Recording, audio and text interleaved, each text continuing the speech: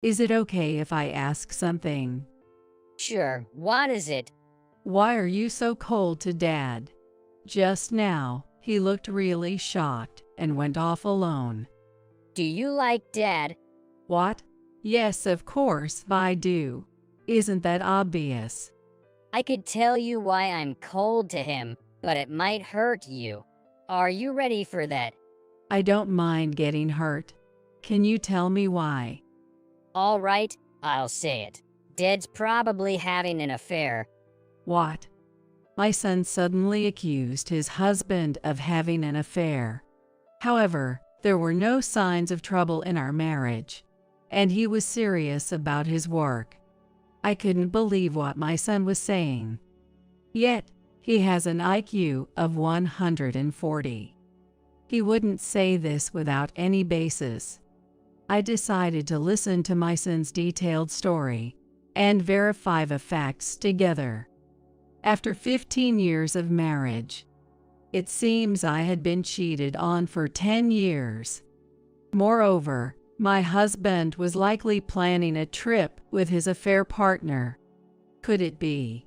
Since that time, it seems I've been cheated on for 10 years. Now I had to reconsider the relationship with my husband. Looking at my son's face, I noticed a slight change in his expression. You got hurt after all, didn't you? This is unforgivable. Can I make Dad regret it? My son seemed to have a plan. I decided to go along with my son's strategy. I am Erica, a 42-year-old office worker, just an ordinary person. I married Sean, a 45-year-old salesman, 15 years ago. He was slightly successful, but not particularly outstanding. We met through a common friend, and our meeting was not dramatic, nor was our marriage born out of a great romance. The only slightly unusual thing was that it was a shotgun wedding. But even that was not particularly rare. We were like the template of an average married couple. However, there was one thing we could brag about, almost wanting to shout it out loud. That's an amazing score again. Isn't that a perfect A+ in history? The tests at school aren't so hard. I'm still impressed. When I was in middle school, I worked hard to get C. Comparing us is pointless, isn't it? It was usual for our son to score well on tests. We both were delighted every time our son brought home good grades. Our son, Hart, was 15 years old. With exams becoming more intense, it was supposed to be a challenging time, but we were not worried at all. He was so excellent that we sometimes doubted if he was really our child.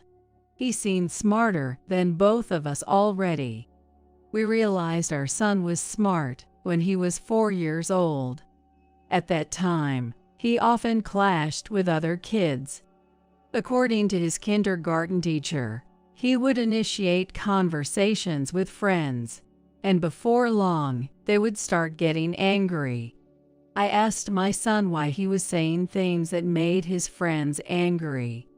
You made your friend angry again today. Why do you always say things that make them mad? But if you gather the paper and tear it, you can use the glue right away, right? I told them that, and they said I was being annoying. I didn't quite understand what my son was saying, but it seemed he was just giving advice to his friends. However, his friends wanted to do things their own way, which probably led to the arguments. As such clashes with friends continued, and we couldn't quite grasp the situations, my husband and I wondered if our son might have a developmental disorder, so we consulted a hospital. At the hospital, they conducted an IQ test to objectively assess our son's development. My husband and I were surprised by the results. His IQ is 140. Is 140 considered high? Yes, the average is 100, so that's quite high. But Hart doesn't seem very good at communicating. Sometimes we don't understand what he's saying. That might be because Hart is only 4 years old and has limited words and expressions. He understands things well but might only be able to line up the important words because he doesn't know how to express them fully. I talked to Hart earlier, and he was using conjunctions like but and so. This means he can think things through and has his own conclusions. But he often makes his friends angry. That's a trait often seen in intelligent children. Hart is quick thinking, so he understands outcomes and conclusions faster than other kids. That's probably why he offers advice. But if Hart's thoughts advance faster than his friends, they might not understand him, leading to clashes. It's like with us adults, right? Even if something is correct, if someone talks about a specialized, complex topic for too long, we get frustrated because we don't understand. I see. So, Hart is a genius, and we're the ones who haven't been able to understand him. Well, you could think of it that way. But remember, even though his IQ is 140 now, it can change with age and development. So don't focus too much on the number. Some people push their kids too hard thinking they are smart. Got it. I'll be careful. The doctor warned us not to put too much pressure on our child because of high expectations. Seeing us happy about the IQ of 140, he must have been concerned. But no parent would not be pleased to hear their child is smart. Knowing our son had an IQ of 140 made all his unusual daily behaviors suddenly make sense. When we bought him a book, he would quickly want the next one. We thought it was restlessness, but he just remembered the content quickly and wanted more. Sometimes he would stare at the TV remote for ages, then start pressing various buttons. We thought it was mischief, but he was curious about how the remote worked. I was happy about my son's high IQ, but I was also pleased to understand his thoughts better. He had an interest in various things and absorbed knowledge rapidly with high concentration. The doctor said IQ could change, but my son remained intelligent. Just imagining his bright future made me happy. However, around this time, a dark future was approaching without my knowledge. After our son took the IQ test, my husband began to put more effort into his work than ever before. He started working late and often went out saying he needed to study on weekends. While it's good to be diligent, I worried he was overdoing it. Working hard is good, but are you okay? You know, many people get sick from overworking, right? Don't worry, I'm fine. Hart will need more money as he enters elementary school, right? He might want to go to tutoring or attend a private school. Plus, Hart is smart, so I, not being very bright, have to show some effort to maintain my dignity as a parent. His joke-laden response made me realize he wasn't overexerting himself, which reassured me. As Hart entered elementary school, his vocabulary and expressions grew, and we no longer had trouble understanding his conversations. Why do we have to get permission from the teacher just to go to the bathroom during class? Is going to the bathroom such a big deal? If you go without telling, the teacher won't know where the students are. I see. But then, wouldn't it be better to have a sign on the desk saying toilet? That way, there's no need to interrupt the class for permission, and the teacher can still keep track of where everyone is. But then, some kids might put up the sign and skip class instead of going to the bathroom. If they slack off and end up in trouble, it's their own fault, so why not just let them be? That can't happen. If something goes wrong, It would be the teacher's responsibility. Enforcing rules and bearing responsibility. Being an adult sure is complicated.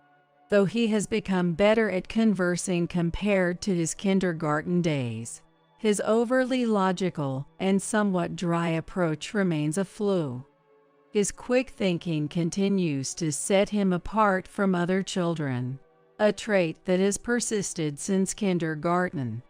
However, Hart is aware of his rapid thought processes and seems to be trying to adapt to others. As a method to better relate, he began showing interest in psychology by the 5th grade. He thought that if he understood the other person's psychological condition, it would be easier to match them. This approach is unusually mature for an elementary student, resembling how an adult would strategize to improve workplace relationships. My husband continues to work hard, but his efforts to maintain dignity in front of Hart don't seem to be going very well. Your job is in sales, right? Do you enjoy it? Well, it's not always fun since it's work, but being in sales means you are out and about, kind of like the face of the company. It has its rewarding moments. But being out so much, there must be some who slack off, right? Well, there are some like that, I guess, but I don't do that. I'm not saying you're slacking off. That's right. Hart tries hard to fit in with those around him. He may have a dry side, but he never looks down on others. However, for some reason, he seems particularly cold towards his father. Do you think Hart hates me? I don't think so. He knows you work hard. But he's not cold to you like he is to me, right? Well, maybe. They say a father can never beat a mother in parenting. That's a tough spot to be in. My husband is facing a classic paternal dilemma. Given Hart's logical nature, trying to change the way he interacts or buying him off would likely be counterproductive and seen through by Hart. It seems the only option is to work harder to impress him and show how great a father he is. Putting my husband's concerns aside, Hart continues to grow. After graduating from elementary school, he moved on to a local middle school. Now in his 2nd year of middle school, it's time to start preparing for exams seriously. But there's no need to rush or worry about Hart. However, now that he's in his early teens, his adolescent phase is a new concern. Studying all the time can cause stress, right? It's Sunday today. Want to go out and have some fun. I like studying, so I don't get stressed. Actually, being forced to go somewhere I don't want to is more stressful. Is that so? Sorry about that, then. Keep up the good work with your studies. By the way, where were you planning to take me? Well, how about a museum? It's different from seeing pictures and textbooks. Seeing the real artworks can be a great experience, don't you think? Have you ever been to a museum? Not yet, but I thought it might be good for you. So, does that make you want to go? Did you not hear me say, by the way? Hart cut off the conversation with his father and left the living room. Left behind, my husband seemed as if he had been heartbroken and wandered out of the house alone. Watching the interaction between Hart and my husband, I felt sorry for the latter, left behind. In the past 3 years, Hart has become even colder towards his father. It's a bit pitiful for my husband. Deciding to help, I approached Hart for a talk. Hart, are you studying? Can we talk? Sure, what's up? As I entered Hart's room, he stopped studying to talk. I'm sure if it were my husband, Hart would have asked him to leave so he could study. Why is he so cold towards his father? Given my son's quick perception, I knew he would immediately sense the real question I wanted to ask. Deciding against any roundabout tactics, I chose to ask directly, "Why are you so cold to Dad?" Earlier, he was shocked and left the house alone. My question seemed to pose a complex problem for Hart, leading to a pensive silence in the room, filling me with an odd tension. After a moment, Hart began to speak with a troubled expression. Do you like Dad? What? Yes, of course. His unexpected question took me aback. Although I answered honestly, it seemed to trouble Hart even more. Your words seem genuine. Of course, they are. I could tell you why I'm cold to him, but it might hurt you. Are you prepared for that? What are you talking about? I didn't understand what my son said, so I was confused. It felt like talking to the young Hart. But when he was in kindergarten, he just couldn't express his thoughts well, so he had many things in mind and understood. Now he still must have comprehended something significant to pose such questions.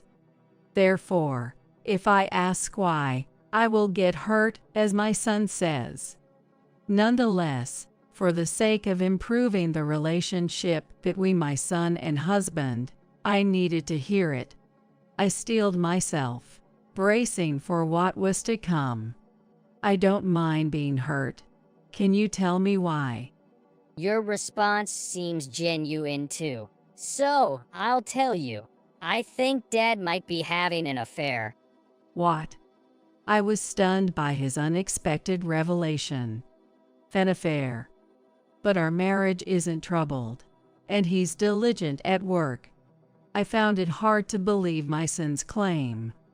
That can't be true, right? What's gotten into you all of a sudden? I'm still speculating, but Dad often lies, especially about work and the company. So, I thought maybe he's having an affair with someone from work. When has Dad ever lied? He lied just before. He said he's never been to a museum, but I think he has.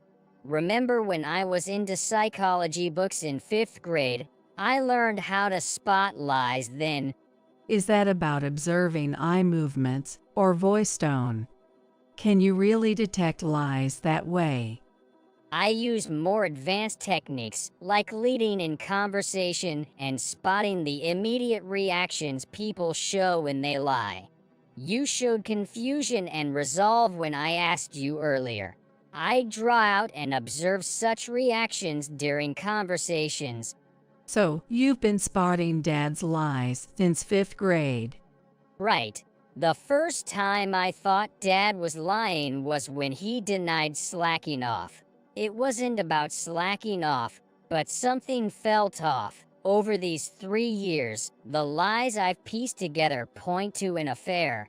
But as I said, the affair is just a hypothesis. Still, I believe Dad is unfaithful, and I can't be close to someone like that.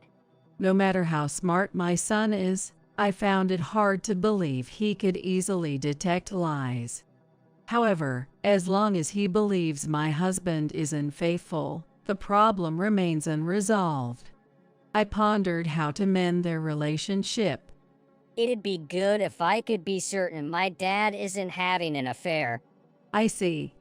It seemed he could read my thoughts, making his lie detection claim more credible. But how can we find out if he's not having an affair? I need your help with something I can't do alone. Okay, what can I do? I've researched that if someone is having an affair, it might show up in credit card histories. I see, but we don't get paper statements anymore. Your father switched to electronic statements. I've only checked a bank account, so I only know the total amount charged, not what your father spends on with the card. That's a common way to avoid statement scrutiny. Let's check the web statements. Are you using a family credit card? Yes, it is a family card. But is that an issue? No, it's actually better. It's illegal to check the card history without permission, even for family members. But since it's a family card, the history includes both your and Dad's transactions, right? So, it's inevitable that we'll see Dad's transactions too. That's a gray area, huh? Do you know the account ID and password? It's okay. I keep important passwords noted down, so it should be there. Feeling like a detective, I got a bit excited about the task. While it felt wrong to doubt my husband, I believed he would understand once I explained everything and apologized. More so, he should be grateful if this helps improve his relationship with our son. Together, we accessed the computer to check the credit card statements and found several unbelievable charges. What is this? These charges? These hotel names clearly suggest they are motels, visited every 1 or 2 weeks. There's always a restaurant payment before each motel visit. He's been dining out before going there. I was shocked, having firmly believed my husband wasn't unfaithful. But Hart, having suspected the affair, remained calm. Why would he engage in an affair? There's no real reason for affairs.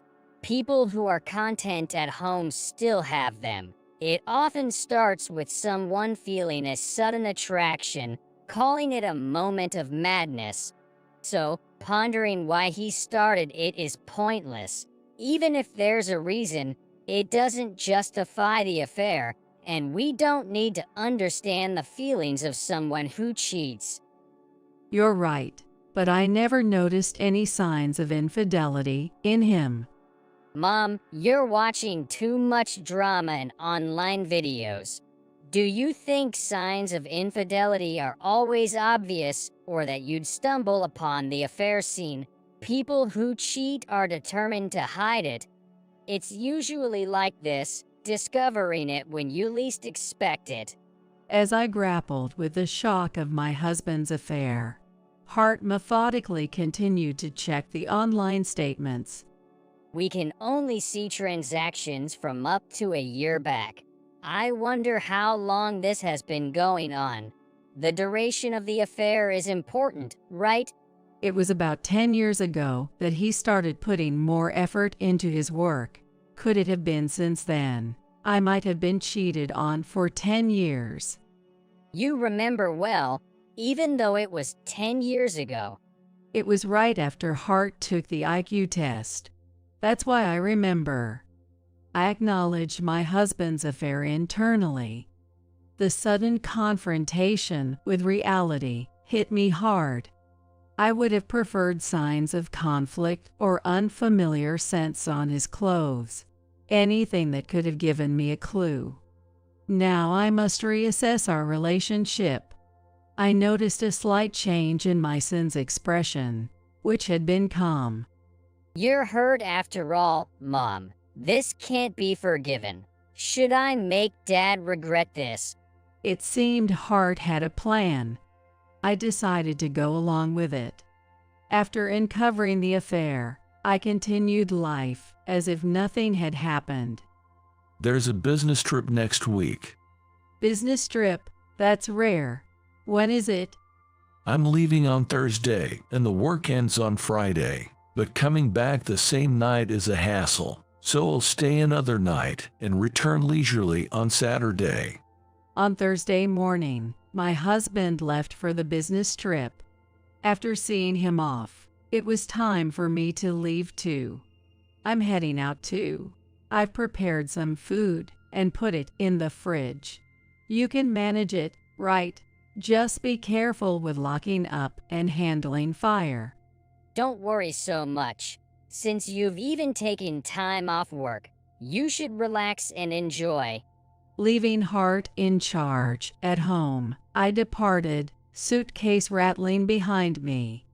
I got on a plane and headed to the resort hotel I had booked. I haven't visited a resort hotel in a long time.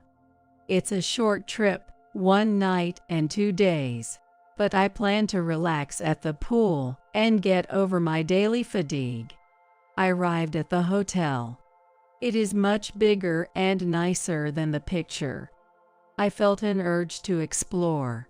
After settling my luggage in the room, I wandered around, capturing the beautifully detailed architecture with my smartphone.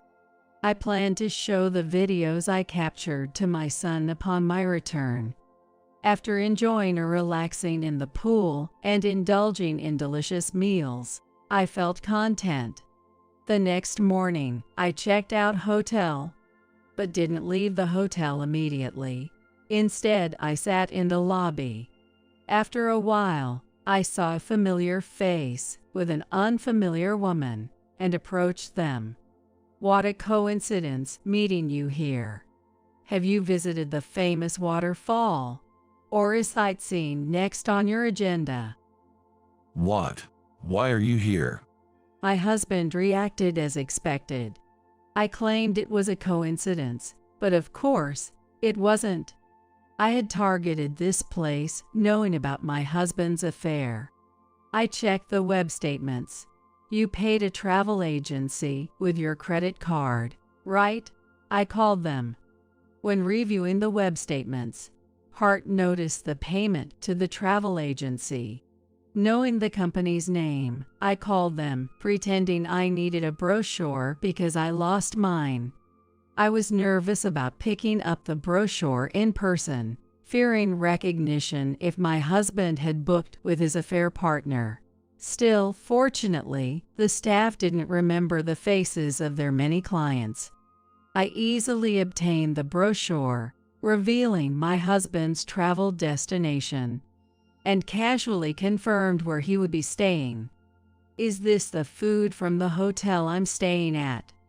No, you're staying at the place in this picture. Matching the travel dates with his supposed business trip made it easy to pinpoint the location and time, leading me to confront the affair scene. Is this your affair partner? What are you talking about? I told you it's a business trip. This person is from work. Even without hard skills, it was obvious he was lying. His attempt to remain calm while panicking was evident. I see. This is how Hart discerned his lies. Oh, she's your colleague, I see. Thank you for always taking care of my husband. Would you mind if I take your business card? The two exchanged a silent, uneasy look before the woman reluctantly handed me her business card. See, the company name matches where I work. She's a coworker. You understand now, right? It's all a misunderstanding. Just go home. All right, I get it. She's a coworker. But isn't it inappropriate for coworkers to share a room? How do you know that? Struggling to suppress a smile, I showed him the video from my phone, which occasionally captured him with a woman, including entering the same room together. Photos and videos of trips and shared accommodations are evidence of an affair, don't they? What are you doing? This is a privacy invasion. It's not covert filming. I was merely capturing my solo trip, and you happened to walk into the frame. If you're going to complain about my travel video, would you do the same to others? Look, that couple is taking photos. We might be in their shot. Go on, tell them to stop filming us. Unable to do such a thing, my husband just glared at me in frustration. That was all he could muster. This was all part of the strategy Hart conceived. Relying solely on the credit card history wouldn't suffice as proof of the affair. So Hart and I brainstormed to gather solid evidence. However, every strategy I proposed was systematically rejected by my son. What about planting a bug in his bag? That's illegal. Besides, the battery would die, right? What about hiring a private investigator? That costs a fortune, you know, around $200 per hour. Even if they only followed for 18 hours a day excluding sleep, that's $3,600 a day and over $10,000 for 3 days, not counting travel and accommodation. It's not realistic. So what then? Mom, enough with the drama and online video ideas. Let's think of something more practical. Ultimately, Hart devised the plan of calling the travel agency and using travel footage to capture the affair scene. Only Mom could carry out the plan. It would be weird for me to call the travel agency for brochures and I can stay at the hotel alone. So, this is teamwork. I plan and Mom executes. I felt embarrassed for not contributing much, but my son, with his IQ of 140 and knowledge of psychology, had everything under control. From planning to taking care of my mental state. You two are staying another night, right? Enjoy your stay. We'll talk about the affair and the divorce when you get back. I ended my trip on a high note after refreshing at the hotel and obtaining evidence of my husband's infidelity. Afterwards, we got divorced. Naturally, we divorced smoothly due to the evidence. I gained custody of Hart, and my ex-husband had to pay alimony and child support. However, letting my ex-husband and his affair partner off easily wouldn't complete my revenge. Hart had prepared another move post-trip. As I predicted, the affair partner was a co-worker, right? So, we'll stir things up a bit by informing their company about the affair. Got it. So we contact their company to report the affair, hoping for some action against them. Affairs are private matters. The company can take action. Plus, unnecessarily spreading the word about the affair could lead to defamation charges against us. Forget the drama and internet videos, okay? Well, sorry, but what do we do then? Did you get the affair partner's business card? Yes, I did. You didn't talk to the affair partner or ask Dad about her, right? Nope. I followed Hart's instructions. So, we only know about the affair partner from the business card. Exactly. We're supposed to send a certified mail for the affair damages, right? Normally, it has to be sent to the home address. But since we only know her name and workplace, it seems we can send it to her office. I see. So if the office receives the mail for affair damages, the affair talk spreads, making it awkward for them at work. Not quite. Others can't open certified mail, so nobody will know it's about the affair. But rumors of the affair might already be circulating in their office. When mysterious certified mail is delivered to the company and Dad gets divorced, others will likely start gossiping more. The plan unfolded just as Hart envisioned. The affair rumors spread at their workplace, forcing both to resign. Yet, Hart missed one detail. The affair partner was also married. Her affair came to light because of our damages claim, leading her husband to file for divorce and seek compensation from both. The lives of my ex-husband and his affair partner crumbled, and they eventually parted ways amid the chaos. Thus, my revenge for 10 years of betrayal was complete. After settling the matter with my ex-husband and reflecting on everything, I realized something. I watched my son devise the plan, but it wasn't that he knew everything from the start. He researched what he didn't know and applied what he learned. I learned from my son that being smart isn't just about having a lot of knowledge. I worried the divorce would affect him, but it seemed unnecessary. I've been bothered by Dad's actions since elementary school. Now that it's resolved, I can focus on studying. Surprisingly, Hart still has much potential for growth. He also became interested in law. Lawyers like wordplay and interesting, especially when making people who do wrong reflect on their actions. He noted, aspiring for a career in legal work. That sounds expensive. I'm determined to work hard for my son's future.